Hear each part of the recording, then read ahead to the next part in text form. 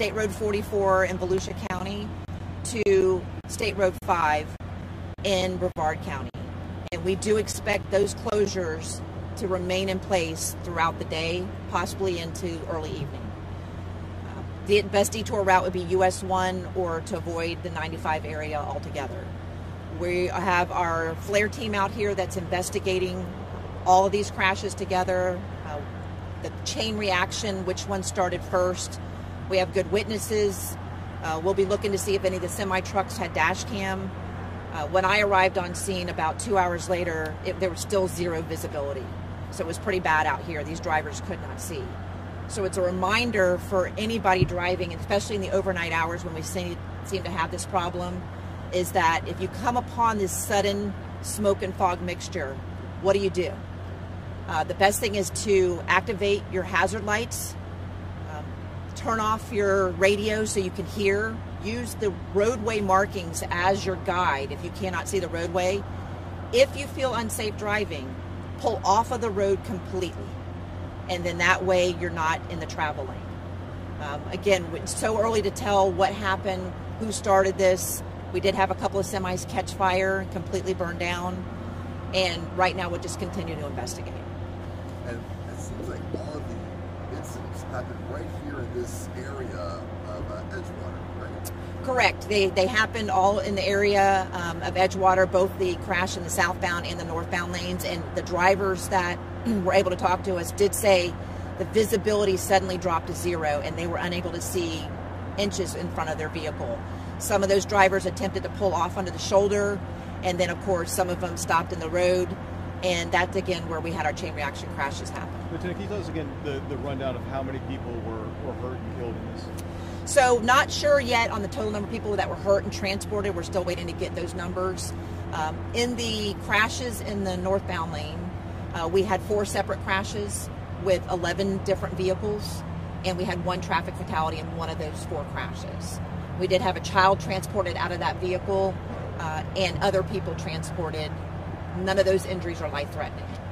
In the southbound lane, it was 1 crash. It was 6 total vehicles, 4 semis, a van, and an SUV. The driver of the SUV and the driver of one of the semis is deceased on scene. And with the visibility issue, the smoke came in, I mean, that likely came from a prescribed or controlled burn, correct? As far as you know, was FHP notified at all about a burn happening overnight? We were not notified of a burn that we could tell so far. Obviously, we're going to go back and make sure and check to see. We always have a good partnership with the Department of Forestry, and so we're looking into that right now. But to my knowledge, we have not been notified about this burn, so we'll be looking at that aspect of it. We do know that that's a causation of the crash this morning, but we also have to look at driver responsibility and driver error.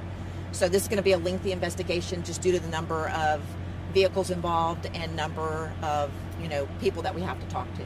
And Lieutenant, you've seen some bad stuff. I mean, this is really bad. You're out there and you're looking. I mean, unfortunately, we're seeing some of this too.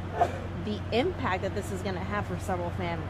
I mean, so unfortunately, I have been to several of these types of crashes over the years involving where visibility sudden drops, and we have some severe impacts. Again, I'm amazed that some of the people walked away from this, and then again, sad for those families that are going to have loved ones that didn't survive or that were injured. And again, this is a phenomenon that happens throughout Central Florida with our weather, when we have the smoke and the fog mix, especially when it's cooler, especially in the overnight hours. So again, if you have travel plans, this can happen on an interstate, this can happen on a local road. Turn the radio off, turn your windshield wipers on, turn your low beams on, not your high beams, and just, you really have to be focused. Decrease the speed. That is the biggest thing we can tell people to do. This is not the time to be doing the speed. When I came out here 2 hours after this crash happened, I was doing 1 mile an hour creeping along the interstate because I could not see in front of my vehicle. So the speed issue, again, we need people, when they have a hazard, to immediately take that foot off the gas pedal and slow down. Lieutenant, you talked about how, as far as you know, you weren't notified, but if you had been, what would be the protocol?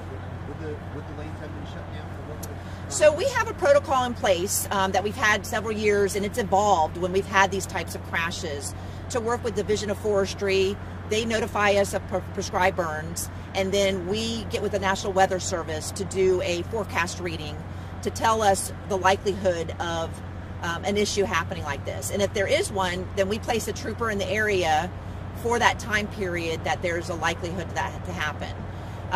And again, we say we were not told, but we're going to go back and make sure. We're going to go through all our calls and stuff like that to make sure, and we'll look at that to see. But we've had this system in place for several years. There's been numerous fires that we have staffed that we've never had an issue, even though it was expected. And then sometimes the weather forecast is wrong and it's telling us it's not going to happen, and then we end up having an issue. But our goal is always to stay on top of that and monitor these types of fog and smoke issues so that we can try and be on top of that. But again, we want drivers to realize they have a responsibility also. Speed plays a factor. If it's raining, if it's smoke, if it's fog, the gas pedal, your foot should be coming off the gas pedal and you should be slowing down. Can you, one more time, because this is going to affect a lot of people. It's still early in the morning. People are waking up to this. What do they need to know if they're going to plan to travel at this point? So we actually have Bike Week starting, and we know we have a lot of people that's going to be traveling to the Volusia County area. I-95 will be shut down for the good part of the day today. We will have the northbound lane shut down beginning from State Road 44 all the way to State Road 5 in Brevard County, and then coming southbound. Coming northbound, we'll have I-95 shut down from State Road 5 to right here in Edgewater to 442, and then they can proceed up there on 95 afterwards. And we've been notifying the truckers because obviously it affects a lot of them because they use this roadway. You may have already said this, Kim, but